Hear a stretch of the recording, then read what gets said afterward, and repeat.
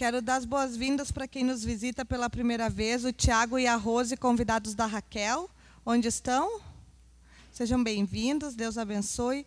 E o Tiago, convidado do Mateus. Seja bem-vindo, Tiago, amém?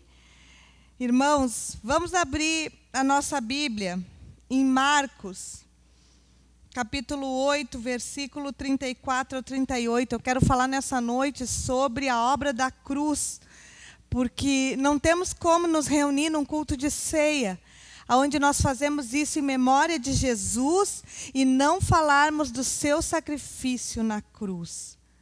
Sabe, irmãos, às vezes nós frequentamos a igreja durante anos, às vezes nós congregamos por muito tempo e ficamos sem ter o entendimento do que significa Jesus ter morrido por nós na cruz. Amém? Irmãos, essa é a razão do Evangelho. Essa é a essência da nossa fé. É por isso que nós nos reunimos e nos congregamos, porque temos um Deus que morreu por mim e por você, que morreu e ressuscitou. Amém? Cancelados foram os nossos erros e os nossos pecados. É por isso que não existe para nós um karma a ser pago. Por isso que não existe para nós um destino que não seja Deus que tenha traçado. Porque que sentido teria Jesus ter morrido na cruz pelos nossos erros, se nós temos que pagar por vidas passadas que nós não temos nem consciência? Que sentido teria Jesus ter morrido por mim e por você numa cruz, se nós temos um destino a seguir, que não é aquele que Deus tratou para mim e para você? Amém? Então eu quero falar nessa noite sobre crucificação. Vamos abrir lá em Marcos 8. E eu quero falar sobre os cravos de Jesus, ou os pregos de Jesus, ou as amarras que amarravam Jesus na cruz.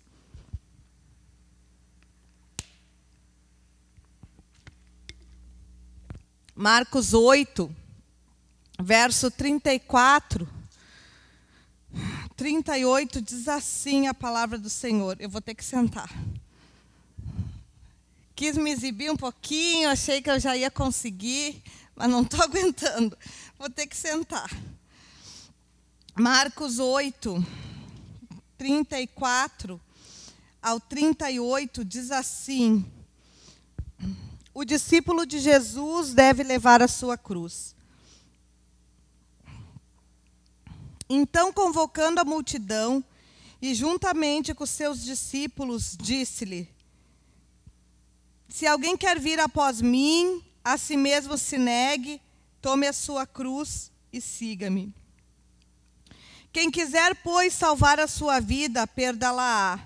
E quem perder a vida por causa de mim e do Evangelho, salvá-la-á. Que proveito tem o homem ganhar o mundo inteiro e perder a sua alma? Que daria um homem em troca da sua alma? Porque qualquer que nesta geração adúltera e pecadora se envergonhar de mim e das minhas palavras, também o Filho do Homem se envergonhará dele, quando vier na glória do seu Pai com os seus santos anjos. Amém. Irmãos, a crucificação era um método de execução no Império Romano, aplicado a criminosos que cometiam certos delitos. Esse foi o meio que Deus escolheu para que Jesus morresse por mim e por você. A crucificação, eu dei uma estudada hoje à tarde e provavelmente alguns historiadores acreditam que não foi somente os cravos ou os pregos que prenderam Jesus na cruz, porque pelo próprio peso iria rasgar e ele não ficaria ali crucificado. Provavelmente Jesus teve os pés e as mãos amarradas, e depois disso, então, foram usados pregos de aproximadamente 10 ou 15 centímetros, que foram pregos, um na mão direita, outro na mão esquerda, e outro que unia os seus pés. A crucificação é um fato histórico. Ainda que algumas pessoas possam não crer que Jesus ressuscitou, ou não crer que Jesus era o Filho de Deus, ninguém pode negar que a crucificação ocorreu, porque ela está registrada nos livros de história. Todos os históricos, todos os grandes historiadores e os bons livros de história, independente da ideologia religiosa, ou de serem cristãos ou de serem ateus, eles confirmam que, de fato, houve a crucificação de Jesus. E a crucificação, irmãos, foi um sacrifício proposital e consciente. Jesus se entregou naquela cruz. Sabe, quem já ouviu falar de algumas pessoas que não morrem, não se entregam, até que chegue o filho, até que venha uma pessoa que precisa liberar perdão no hospital, até que chegue alguém, um familiar de longe, então aquela pessoa vem, a pessoa conserta, se despede e então morre. Também o contrário é verdadeiro, nós já ouvimos falar de quantas pessoas que estão doentes, designadas pelos médicos de morte, e são pessoas que não morrem nunca. Eu conheço, por exemplo, uma amiga da minha mãe, que já teve câncer em todos os lugares do corpo que você pode imaginar. E há 30 anos ela luta contra essa doença. E a cada diagnóstico que os médicos dizem que ela vai morrer, ela dá a volta por cima e não morre. Glória a Deus. Por quê? Porque a pessoa não se entrega. Mas no sacrifício da cruz, Jesus se entregou de forma voluntária e se entregou, ele se deixou morrer, porque Jesus queria cumprir o plano que Deus tinha para a salvação de toda a humanidade. Aleluia. E essa é a essência da vida cristã, a cruz de Jesus. Amém? É por isso que nós temos como símbolo a cruz, mas nós não temos Jesus na cruz.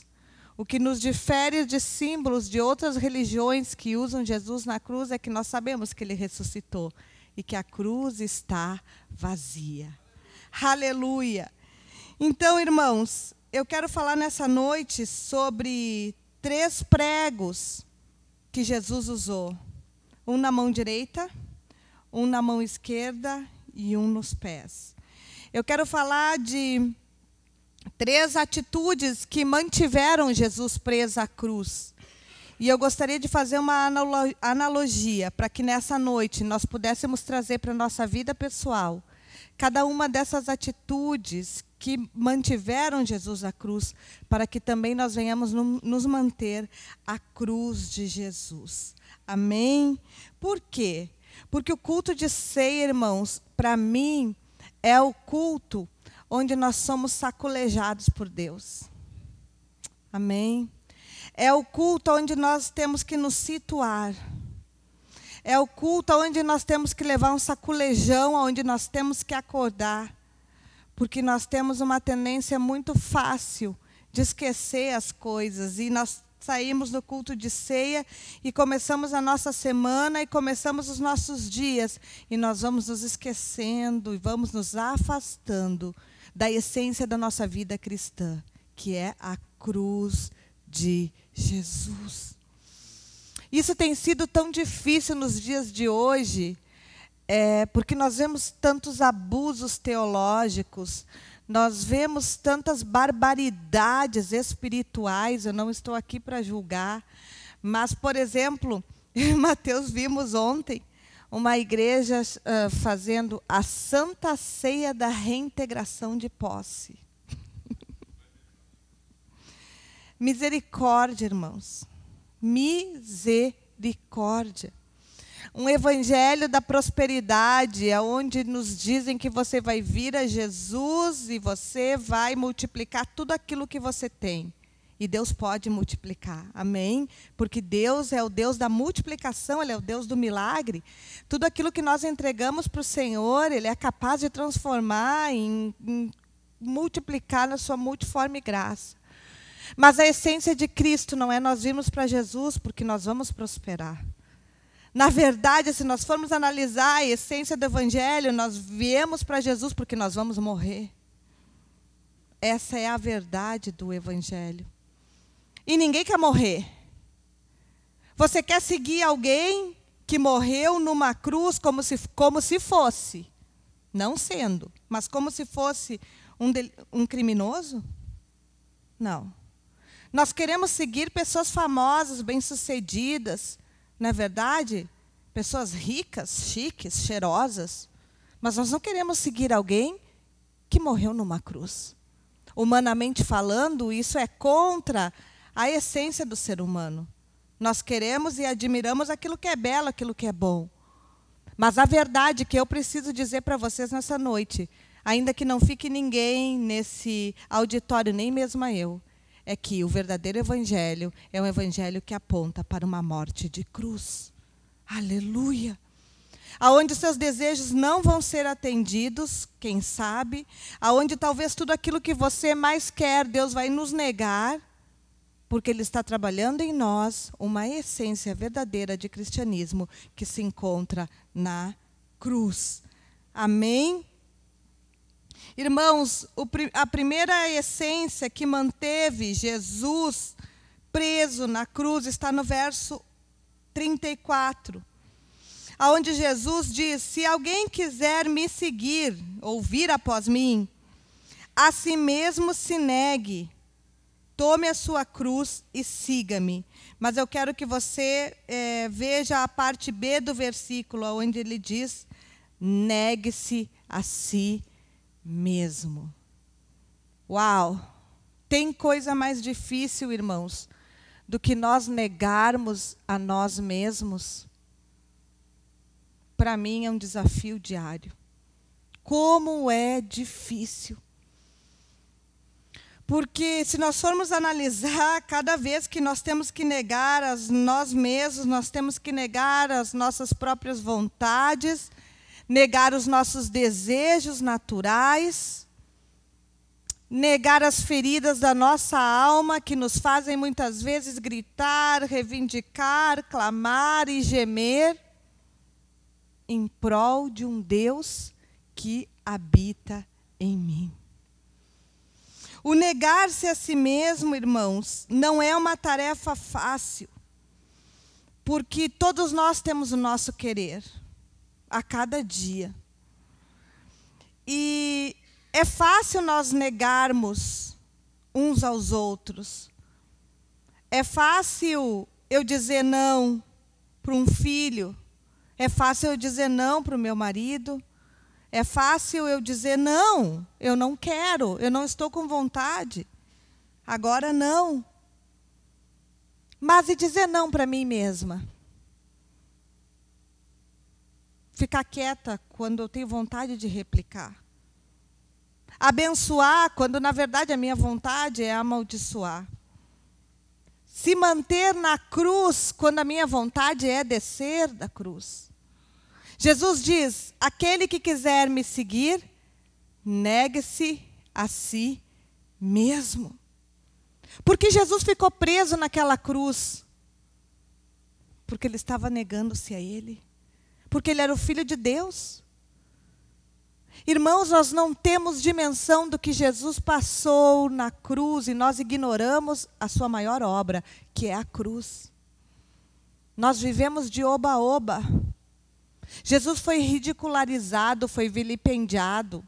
Eu nem vou entrar no mérito aqui da coroa de espinhos, do fel que foi colocado na sua boca.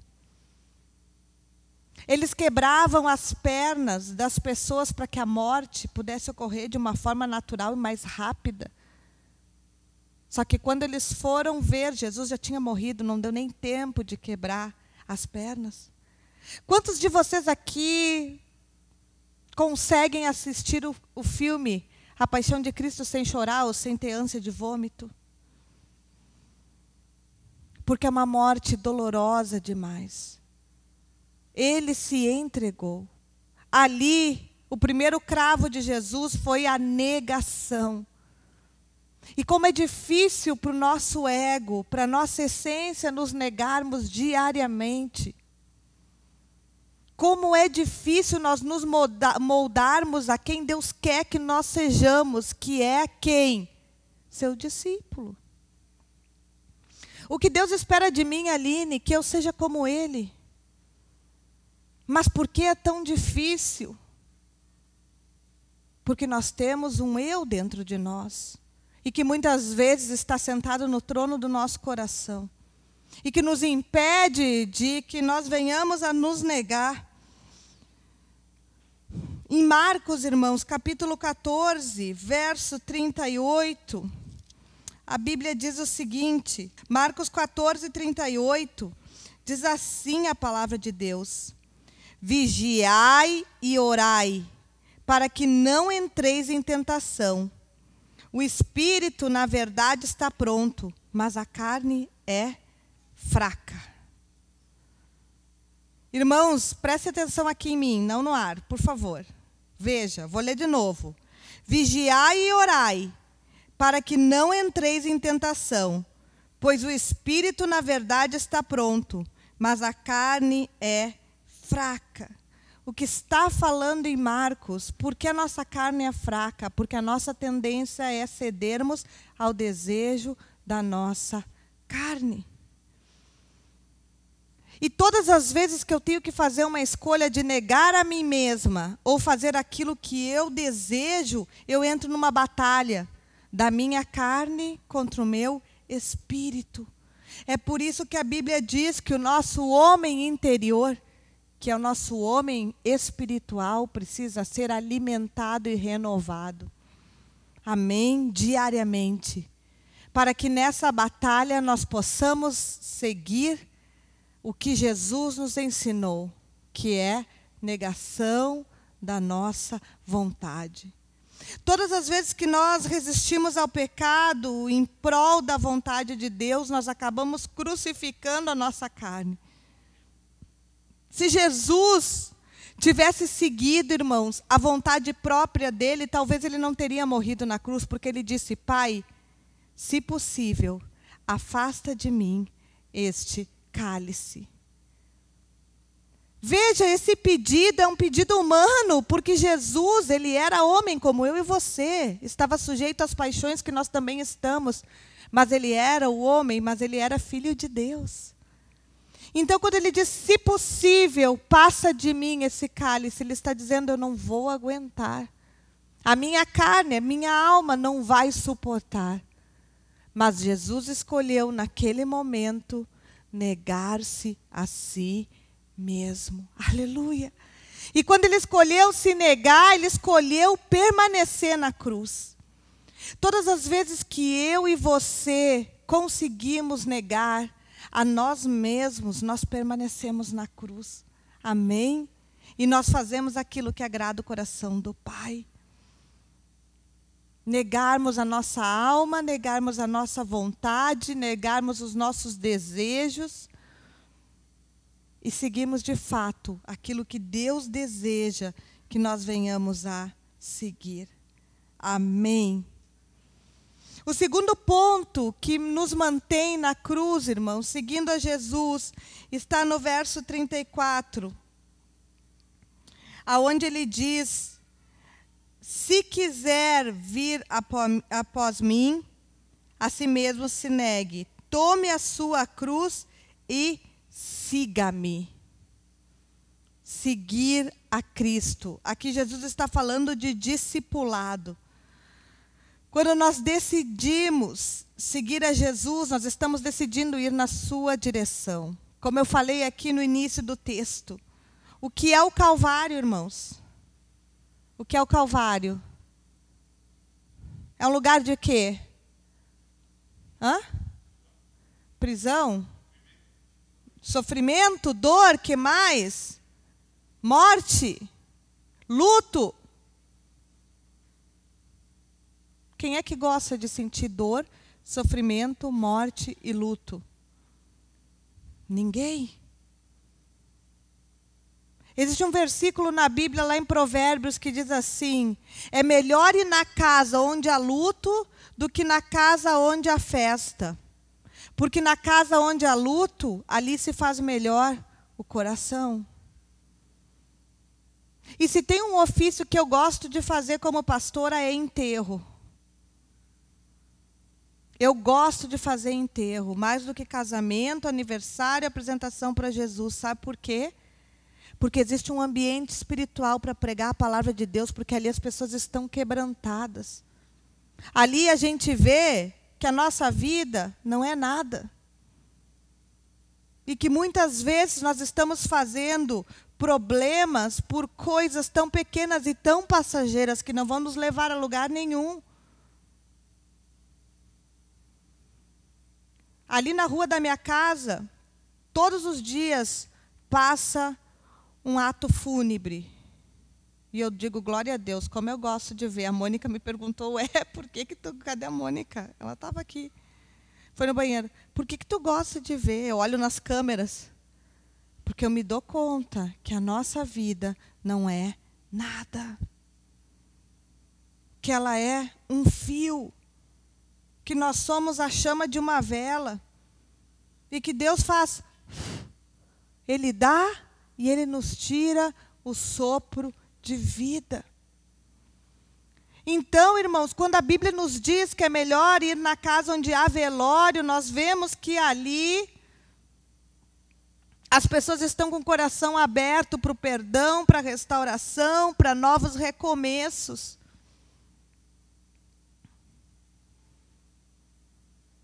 Por que nós esperamos tanto tempo? Porque nós temos que ser impactados com o luto, com uma perda, com uma dor, para tomarmos a decisão de recomeçar algumas coisas na nossa vida. Então o Calvário é o lugar de morte, de prisão, de sofrimento, de dor, de deboche, de angústia. Jesus foi vilipendiado, foi debochado, foi humilhado. De forma totalmente inocente, porque Ele era o Filho de Deus. Então, irmãos, nós temos que ter a consciência que se nós queremos ser discípulos e seguir a Jesus, nós iremos passar por situação de deboche, de vilipêndio, de humilhação, de sofrimento, de perda, de dor. Ah, mas eu não quero. Eu também não quero. Mas então nós vamos viver um evangelho superficial. Nós vamos viver um evangelho de clube social, onde nós vamos nos reunir, somos todos amigos, mas não vivemos a essência da verdade de Cristo. Que nós aprendemos a vivê-la quando nós decidimos segui-lo. E o que é seguir a Jesus? É repetir os mesmos atos, estar na mesma direção. Quantos aqui querem curar enfermos? Quantos querem ressuscitar mortos? Amém? Quantos querem ver milagres e maravilhas? Quantos querem ter o poder como Jesus tinha sobre as forças físicas da natureza? Jesus orava e o vento parava, o mar se acalmava. Ele curava não apenas uma pessoa, mas ele curava grupos de pessoas ao mesmo tempo. E a Bíblia diz que se nós crescemos nele, coisas maiores do que ele, nós faríamos. Nós queremos a glória do ministério, mas nós não queremos o sofrimento da cruz. Mas eu quero te dizer algo, irmãos. Quando a palavra de Deus diz que nós devemos seguir a Jesus, significa que os nossos pés têm que estarem presos na cruz e não podemos sair de lá até que estejamos mortificados. Aleluia! Olhando para Cristo, que é o nosso alvo, seguindo os seus ensinamentos.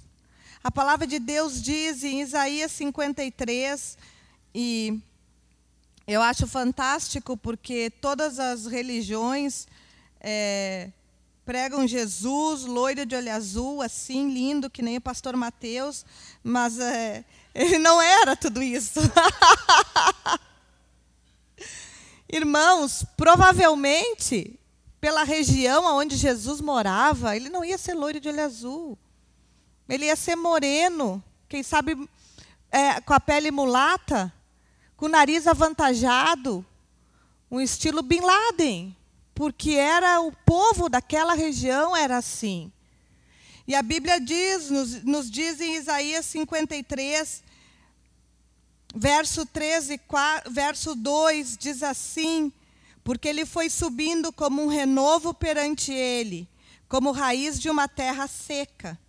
Não tinha aparência nem formosura, e olhando, nenhuma beleza havia para que nós o quiséssemos. Se a Bíblia diz que não havia nenhuma beleza, o que eu concluo? Que ele era feio. Mas nós, quando vamos orar, fechamos os olhos, imaginamos aqueles cabelos crespos de anjo, os olhos azuis cristalinos, o que é fruto da nossa imaginação. Talvez eu e você, se passássemos por Jesus na rua, iríamos dizer, esse não é Jesus nunca. Porque a sua aparência não me agrada. Mas a Bíblia diz que não era a aparência, era o que havia nele. Aleluia! A Bíblia diz que ele era desprezado e o mais rejeitado entre os homens. Homens de dores, que sabe o que é padecer. E como um de quem os homens esconde o rosto, ele era desprezado, e dele não fizemos caso. Mas ele tomou sobre si as nossas enfermidades e as nossas dores, e nós os reputamos por aflito, ferido de Deus e oprimido. Mas ele foi transpassado pelas nossas transgressões e moído pelas nossas iniquidades. E o castigo que nos traz a paz estava sobre ele, e pelas suas pisaduras nós fomos sarados. Aleluia! A Bíblia diz que toda a maldição, toda a morte, ele levou sobre si.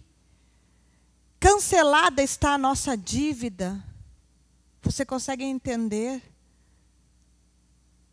o poder que há nessa passagem? Não existe nada que eu e você podemos fazer para apagar os nossos pecados. Mas ele simplesmente se entregou para que eu e você pudéssemos ter vida eterna e salvação. Aleluia! Ai, quanto custa isso? Nada. De graça dar e de graça receber. A salvação não tem preço, é só você confessar. Jesus, eu creio que tu morreu por mim naquela cruz. Perdoa os meus pecados e me dá a vida eterna. Foi o que o ladrão falou para ele. Ele disse, hoje mesmo estarás comigo no paraíso. Aleluia!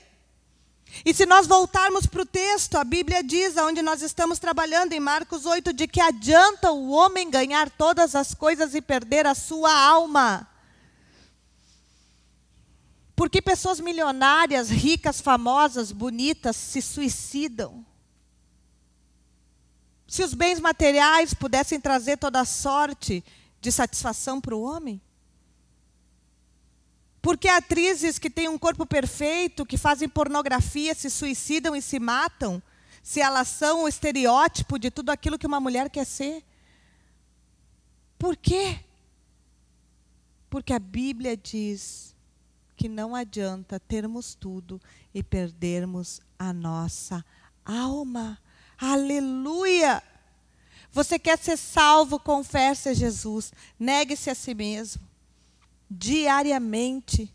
É um processo, não é fácil, não é. Porque casamentos não dão certo? Porque homens e mulheres escolhem dizer não um para o outro. Se eu me negar todas as vezes e atender o meu marido, e meu marido se negar todas as vezes e me atender, o nosso casamento vai ser um sucesso. Amém? É ou não é verdade? Mas aí no meio do caminho tem o eu. Tem as nossas dores, as nossas mágoas, a falta de perdão, os espíritos familiares, a autocomiseração. O quando eu era pequeno lá em Barbacena, né? E a gente traz todas as nossas histórias. E aí aquilo que podia ser tão simples, fica tão complicado. Mas todas as vezes que eu decido negar-me a mim mesma, Jesus recebe isso como um sacrifício agradável a Ele. Aleluia! E então Deus é glorificado através da minha vida e da sua vida, quando nós entendemos que nós estamos aqui por um projeto muito maior, que está acima das nossas afeições pessoais. está acima dos nossos desejos, está acima dos nossos gostos. Nós entendemos que estamos ligados numa aliança por causa de um projeto chamado cruz. Aleluia! Então, irmãos, nós entendemos que seguir a Jesus significa repetir os mesmos atos, andar na mesma direção. E lá na carta de 1 João capítulo 2, verso 6. 1 João, capítulo 2, verso 6, diz assim a palavra do Senhor: aquele que diz que permanece nele, esse deve também andar como ele andou. Amém. Permanecemos em Cristo. Nosso testemunho é que vai dizer. Se nós andamos como ele andou, nós permaneceremos nele. E o terceiro e último ponto, irmãos, que nos une à cruz de Jesus, o primeiro é negar-se a si mesmo, o segundo é seguir a Jesus, e o terceiro está em Marcos 8, verso 35, que diz assim: quem quiser, pois, salvar a sua vida, perdê-la-á, e quem quiser perder a vida por causa de mim e do Evangelho, salva-la-á. Negar-se a si mesmo, seguir a Jesus, e o terceiro ponto é algo terrível na vida das pessoas, que se chama perda. Diga perda. Quem aqui gosta de perder? Eu não conheço ninguém que diga, eu gosto de perder. Ninguém gosta de perder. Porque a perda, ela é um processo emocional difícil na nossa vida. Algumas perdas são necessárias, na verdade, são podas que Deus faz. Mas nos custa, porque nós adquirimos bens materiais, nós conquistamos relacionamentos interpessoais, nós desenvolvemos afeto, e quando vem com perda, vem com dor. A perda é uma espécie de luto. Eu sou uma pessoa extremamente competitiva. Eu detesto perder. Eu vivo no desafio. Eu duvido que tu tal coisa. Então é isso que eu vou fazer. É um traço da minha personalidade. Não é maldade. Eu sou competitiva. Eu gosto de ganhar. Nós vamos conseguir, nós vamos chegar lá. Só que o Evangelho me ensina que, para eu continuar na cruz de Jesus, que é a essência do meu Evangelho, eu preciso perder. E nós não entendemos, irmãos, que muitas vezes é um perder para ganhar lá na frente. É um esvaziar-se hoje para ser cheio mais à frente. Mas é difícil. Porque nós somos ligados ao que é concreto e visível. E eu estou perdendo hoje, mas eu não estou vendo que eu já estou ganhando amanhã. Eu estou sofrendo pela minha perda momentânea, mas não consigo entender o que vai substituir essa perda no dia de amanhã. Filipenses 2, já estou terminando. Hoje é uma meditação, culto de ceia, uma meditação mais Filipenses.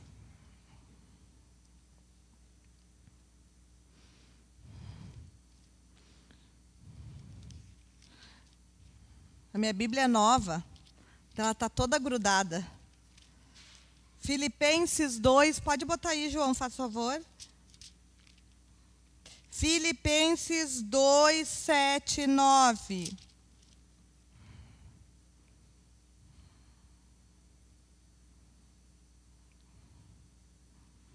Filipenses 2, 7, 9 diz assim a palavra de Deus: o exemplo de Cristo na humilhação. Antes, a si mesmo se esvaziou, assumindo a forma de servo, tornando-se em semelhança de homens e reconhecido em figura humana. A si mesmo se humilhou, tornando-se obediente, até a morte e morte de cruz. Pelo que também Deus o exaltou sobremaneira e lhe deu o nome que está acima de todo nome. Aleluia! Irmãos, o nome de Jesus é o nome que tem poder. Mas Jesus desceu para subir. Aleluia! E se nós quisermos ser os seus discípulos, nós precisamos entender que a perda vai fazer parte da nossa caminhada. Aleluia! Que uma mão furada, como Jesus teve, é uma mão que não consegue segurar a sua própria vontade, o seu próprio desejo. Mas é necessário que nós venhamos perder para que amanhã nós possamos ganhar. Aleluia! Quando nós estamos com as nossas mãos crucificadas, irmãos, nós estamos de braços abertos para aquilo que Deus vai fazer na nossa vida. E que eu e você, como igreja, possamos entender o texto dessa noite, que é um texto extremamente espiritual. Deus deseja ver o processo de crucificação na minha e na sua vida diariamente. Nós precisamos entender as verdades eternas e parar de andarmos apenas no natural. Amém? Glória a Deus. E assim, irmãos, perdendo como Jesus perdeu, seguindo a Cristo e negando-se a si mesmo, nós ficamos presos à cruz como Cristo estava. O que você perdeu para estar aqui nessa noite? Eu tenho certeza que Deus fez muitas podas em nossas vidas. Que Ele fez, faz e fará. Tivemos algumas perdas, mas teremos tantas outras, irmãos. Onde Deus vai estar trabalhando para que eu e você não venhamos esquecer do propósito desta igreja, do propósito da sua Bíblia, do propósito do ministério, do propósito de estarmos congregados neste lugar, que é um único propósito, a cruz de Cristo. Aleluia! O Evangelho é cruz, o Evangelho é morte, o Evangelho é negação, o Evangelho é Calvário. É tão fácil perdermos o foco, porque nós, seres humanos, não fomos criados para suportarmos a cruz. A nossa carne, a essência da nossa carne não é de cruz. A essência da nossa carne é carne.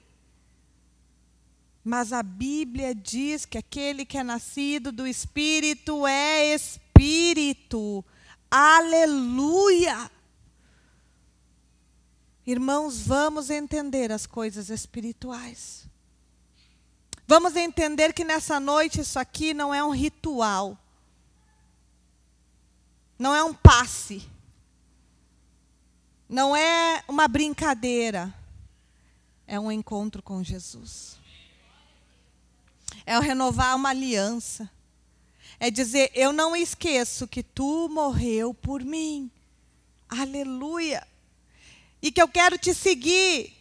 E eu vou enfrentar a minha cruz. Todo ministério inicia na cruz.